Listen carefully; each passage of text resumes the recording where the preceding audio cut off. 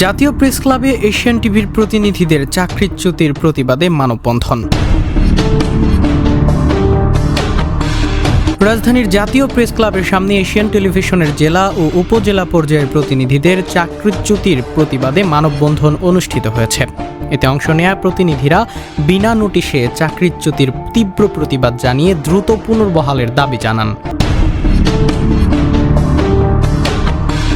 মানববন্ধনে বক্তারা অভিযোগ করেন, কোনো পূর্ব নোটিশ বা কারণ দর্শানো ছাড়াই হঠাৎ করেই তাদের চাকরিচ্যুতি করা হয়েছে, যা শ্রম আইন ও ন্যায্যতার পরিপন্থী।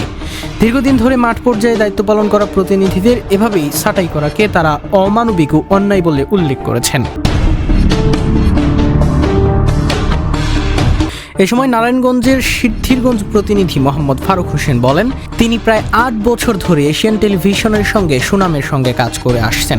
বিভিন্ন গুরুত্বপূর্ণ অ্যাসাইনমেন্ট ও সংগঠনের প্রোগ্রামে দায়িত্ব পালন করেছেন উল্লেখ করে তিনি প্রশ্ন করেন, এখানে আমরা দীর্ঘদিন যাবৎ এই অবহেলিত এবং এশিয়ান টেলিভিশনের কিছু লোকের কারণে ফায়দা লুবির কারণে আজকে আমরা এই মাঠে এসে দাঁড়িয়েছি রাস্তাঘাটে, এবং আমাদের এই ত্যাগ বিভিন্নভাবে ত্যাগে বিনা নোটিশে এবং চাকরিচ্যুত করেছেন, এবং আগামীতে যাতে এই ধরনের যদি কোনো চাকরিচ্যুতি করা হয় না তার একটা অঙ্গীকার আমরা চাই, এবং তথ্যমন্ত্রী থেকে শুরু করে প্রধানমন্ত্রী দপ্তর এবং আমাদের গণমাধ্যম কর্মী যেখানেই নির্যাতিত হবে সেখানেই সকলকে আমরা জানি পাশে পাই, এবং যাতে আমাদের অন্যায় আমাদের বর্তমানে পরিস্থিতি এতটাই খারাপ যে আমাদের সংসার চলে না, যেখানে আমাদের সংসার চলে না এবং চাকরিচ্যুত করেছেন, এবং তাদেরকে আমরা দৃষ্টান্তমূলক শাস্তির আওতায় আনতে পারি। হঠাৎ করে আমাদের অব্যাহতি দেওয়া হলো কেন?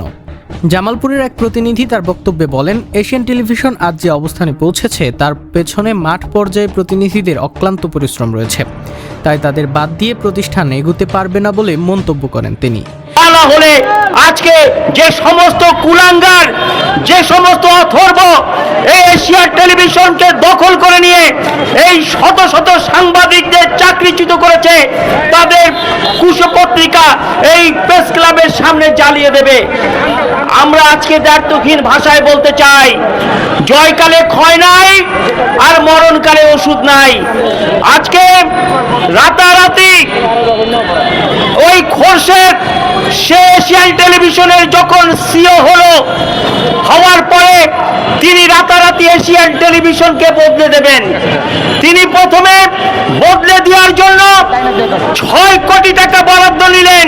মানববন্ধনে বাংলাদেশ মফস্বল সাংবাদিকের পক্ষ থেকে জানানো হয়, এশিয়ান টেলিভিশনের সকল প্রতিনিধিকে পুনর্বহাল না করা হলে ২৪ ঘন্টার আলটিমেটাম দেওয়া হবে। পাশাপাশি সাংবাদিক সুরক্ষা আইন বাস্তবায়নের দাবি জানিয়ে তারা হুঁশিয়ারি উচ্চারণ করেন যে সাংবাদিকরা সব সময় গণমানুষের পক্ষে থেকে অন্যায়ের বিরুদ্ধে লড়াই করে যাবে। টেলিভিশনের সদ্য চাকরিচ্যুত সকল সহকর্মী ভাইদের যারা দূরদূরান্ত হতে এসেছে, আমি একটা কথাই বলতে চাই আমাদের এশিয়ান টেলিভিশনের কর্তৃপক্ষকে, যে এই এশিয়ান টেলিভিশন যখন একটি পর্যায়ে ছিল সদ্য, তখন আমাদের পরিশ্রমে, আমাদের অক্লান্ত পরিশ্রমে বিভিন্ন সংবাদ, বিভিন্ন তথ্যপত্র প্রদানের মাধ্যমে আজকে এশিয়ান টেলিভিশন বাংলাদেশের একটি জনপ্রিয় টেলিভিশন হিসেবে পরিচিতি লাভ করেছে। কিন্তু অত্যন্ত পরিতাপের বিষয়, এই টেলিভিশনটি যারা অক্লান্ত পরিশ্রমের মাধ্যমে আজকে একটি পর্যায়ে এনেছেন, তাদের বিনা নোটিশে, বিনা কারণে সকলকে, সারা বাংলাদেশের প্রতিনিধিদের, স্টাফদের চাকরিচ্যুত করা হয়েছে। তার মধ্যে যারা এই চাকরিচ্যুত হয়েছেন তাদের পক্ষ থেকে এই অবৈধ বিনা নোটিশে চাকরিচ্যুত করার তীব্র প্রতিবাদ এবং নিন্দা জানাচ্ছি। মানববন্ধনে নারায়ণগঞ্জ, জামালপুর, গাজীপুর, বরিশাল ও যশোর সহ দেশের বিভিন্ন জেলার প্রতিনিধিরা অংশগ্রহণ করেন। তারা অবিলম্বে চাকরিচ্যুতির সিদ্ধান্ত প্রত্যাহার করে সকল প্রতিনিধিকে স্বপদে বহাল রাখার দাবি জানান। বক্তারা আরও বলেন, তাদের দাবি দ্রুত মেনে নেওয়া না হলে কঠোর কর্মসূচি দিতে বাধ্য হবেন তারা। এই চ্যানেলটিতে কাজ করেছি।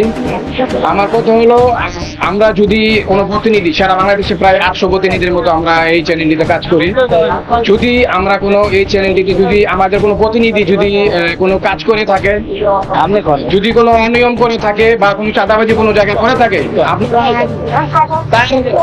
আপনারা তার বিরুদ্ধে ব্যবস্থা নেবেন। কিন্তু আমরা যারা প্রায় সুনামের সহিত ভাবে আমরা এই চ্যানেলটিতে এত বছর কাজ করতেছি, আমাদের না জানিয়ে কেন আপনার অব্যাহতি দেওয়া হলো, এবং আমরা এশিয়ান টেলিভিশনের এই যে এত দুর্দিন গেছে, আমরা শেষে সংশ্লিষ্ট কর্তৃপক্ষের প্রতি দ্রুত বিষয়টি সমাধানের আহ্বান জানানো হয়।